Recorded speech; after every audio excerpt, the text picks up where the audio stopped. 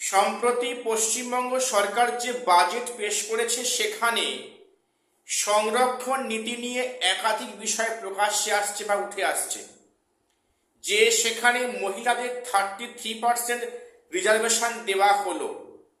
তাহলে যারা general category সমস্ত ছেলেরা আছে বা মেল ক্যান্ডিডেট আছে তাদের কি হবে?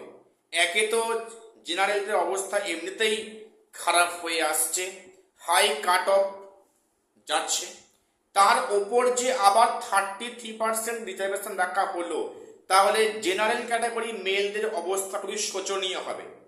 এই বার্তা বা এটা কিন্তু সমাজের সর্বস্তরে যাচ্ছে। আমি আজকে ভিডিওটা একটা বিশেষ কারণে করলাম, যে আমাদের মধ্যে অনেকেই আমরা ভুল বুঝছি যে 33% সংরক্ষণটা অ্যাকচুয়ালি কি। সেটা কি শুধুমাত্র জেনারেলদের, না সেখানে এসসি এসটি ওবিসি ইডাব্লিউএস এদের মধ্যেও 33% থাকবে? আমি আজকে সেটা নিয়ে ডিসকাস করব। কাজেই ভিডিওটা কেউ স্কিপ করো না, সবটা দেখো, তোমাদের প্রত্যেকের ডাউট কিন্তু ক্লিয়ার হবে এই ভিডিওতে। তো প্রথম বলে রাখি যে সংরক্ষণ নীতি সেটা সর্বকালেই ছিল, এখনো আছে, এরপরও থাকবে। এবং এখানে সংরক্ষণে কি উদ্দেশ্য? পিছিয়ে পড়া, আর্থিকভাবে পিছিয়ে পড়া, সামাজিক ক্ষেত্রে পিছিয়ে পড়া, বিশেষ করে মহিলাদের সামনে সারিতে আনা, সমাজের মূল স্রোতে ফিরিয়ে আনা, এটা কিন্তু সংরক্ষণ নীতির মূল উদ্দেশ্য, এইমস অ্যান্ড অবজেক্টিভস।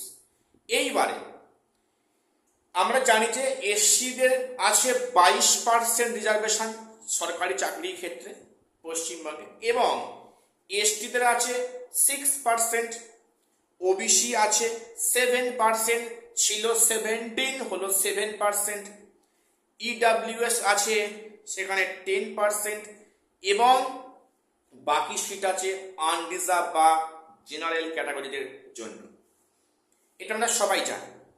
এখন নতুন করে যেটা অ্যাড হলো বাজেটে, 33% নাকি মহিলাদের জন্য সংরক্ষণের ব্যবস্থা করা হয়েছে।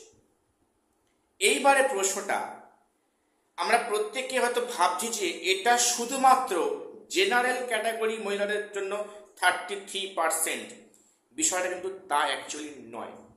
অবশ্যই সংকটের মধ্যে আগেও ছিল জেনারেলটা, এখনো আছে, এরপরেও থাকবে।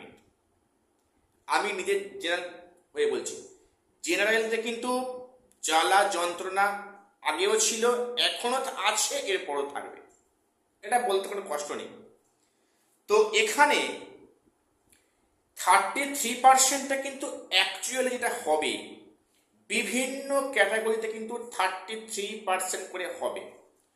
মনে করো কোনো 100টা ভ্যাকান্সি আছে, সাপোজ মনে করো কোনো একটা কম্পিটিটিভ পরীক্ষা হচ্ছে, সেখানে 100টা ভ্যাকান্সি আছে, তার মধ্যে 22টা ভ্যাকান্সি পাচ্ছে এসসি, 6টা পাচ্ছে এসটি, 7টা পাচ্ছে ওবিসি, 10টা পাচ্ছে ইডাব্লিউএস, বাকি থাকছে জেনারেল ক্যাটাগরিতে। এই 30% রিজার্ভেশন ফর ওমেন, এটা অর্থ ওই যে 100 জনের মধ্যে যে 22টা সিট রিজার্ভ আছে এসসির জন্য, সেখানেও কিন্তু 30% ঢুকবে। সেখানে 30% মানে কত হবে? 22-এর 30% মানে 6 হয়তো হবে। তো সেখানেও এসসি ক্যাটাগরিতে কিন্তু 6-7-এর মতো কিন্তু সেখানে ওমেনদের জন্য রিজার্ভ থাকলো। একইভাবে সেখানে এসটি, একইভাবে সেখানে ওবিসি, সেখানে ইডাব্লিউএস, অর্থাৎ এই 33% এই যে রিজার্ভেশন থাকবে, এটা কিন্তু শুধুমাত্র জেনারেলদের ক্ষেত্রে নয়, এটা এসসিও আছে, এসটিও আছে, ওবিসিও আছে, প্লাস ইডাব্লিউএস আছে, প্লাস সেখানে জেনারেলদের মধ্যেও আছে।